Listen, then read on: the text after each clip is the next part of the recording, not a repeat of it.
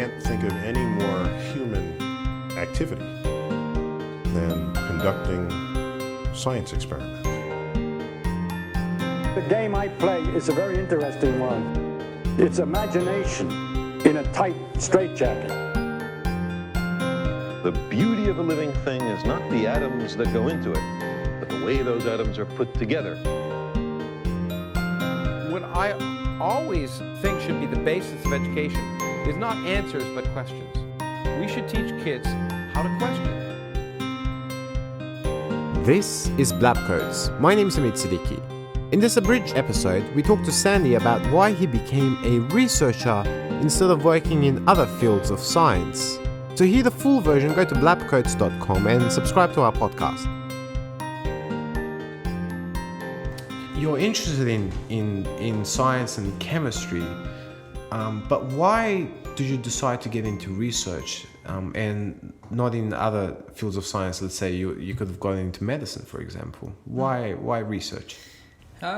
I guess it sounds a little bit noble and corny, but I really wanted to make a difference. That's the I guess in any field you can make a difference. As a doctor, you can make a difference, but my passion's always been the environment, and particularly like emissions. I feel the biggest threat we face, our society, within the next 30 to 100 years, is global warming and climate change. And so, I guess what I'm doing is an area that I can then move into. I want to get in eventually to gas trapping like carbon dioxide and methane and the catalysis and reuse of it. So, thinking how can we take it out of the atmosphere, but then how can we actually turn it into something useful rather than just trying to store it away in the earth or in building materials or, what uses can we make out of it? How can we turn it into, in the end, something that a business isn't going to do this. These businesses that are producing, a lot of pollution, unless you can make it economically viable, can you produce a product they want to sell with their emissions? So I guess that, it's a long-winded answer to your question. I didn't think about medicine. I thought about that kind of thing because I was just always, how could I make the impact that I want to make on society? And I guess it came down to chemistry and physics and trying to look for solutions to end to the problems.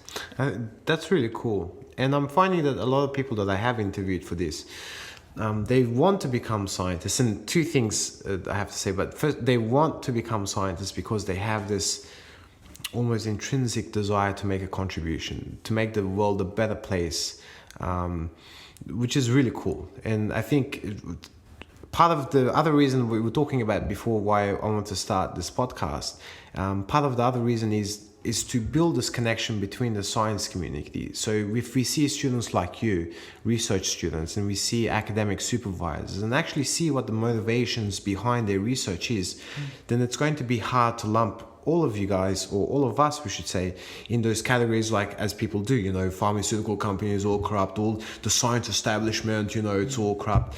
They're all working for the one world government, So a scientific voice. That's exactly it. Yeah. So my hope is to expose essentially some of the motivations that scientists have, the motivations that made them get into science in the first place, and it's a cool thing that it appears to be that contribution is the biggest factor. It's the biggest motivating factor for a lot of them. Yeah, and I mean, if you look at just what you've got to go through to be a researcher, it's you 3-4 years in your undergrad, 2 years in masters, 3 to 4 to 5 years of a PhD. You don't put yourself through 9 to 10 years of university unless you're pretty passionate about what you're doing and you've got a reason for it, and a lot of the time that motivation is a positive, right? Into a positive funnel, Yeah. Whether it's medicine or the environment or. Right. I can just imagine some conspiracy theorists saying, "Yeah, that's 9 years, so you can get paid by the pharmaceutical companies. You shill, flat Earth." I don't know. Come out and working on $70,000 as a postdoc. Bro. For the guys that don't know, so you have to do 3 years of an undergrad at least and then you have to do either an honors, which is 1 year of research, or a master's, which is what I've done and what you're doing currently. And then that's 2 years. And then 3 to 4 years of PhD. And after that, you do a postdoc, which is almost like an apprenticeship, right? Yeah. You finish your PhD and you're working under with a certain lab, but the pay is you're 9 learning- years of study for. it's not great. You're learning to become your own researcher. You're getting away from a single group kind of mentality into your own, developing your own research. And but yeah, the pay's not too great. It's in Australia, it's actually quite good, Really? comparatively. That's why a lot of people think going away for a PhD, where a lot of other countries the PhD students get a bit more, or actually paid a salary, rather than a scholarship, and then come back for postdoc. Okay. Because the pay is better here in Australia. Yeah, like relatively, yeah. Wow. Yeah, I think it's much higher than America. I didn't know that. I have to check that, but Oh, wow. from what I've heard, yeah. Suck on that, America.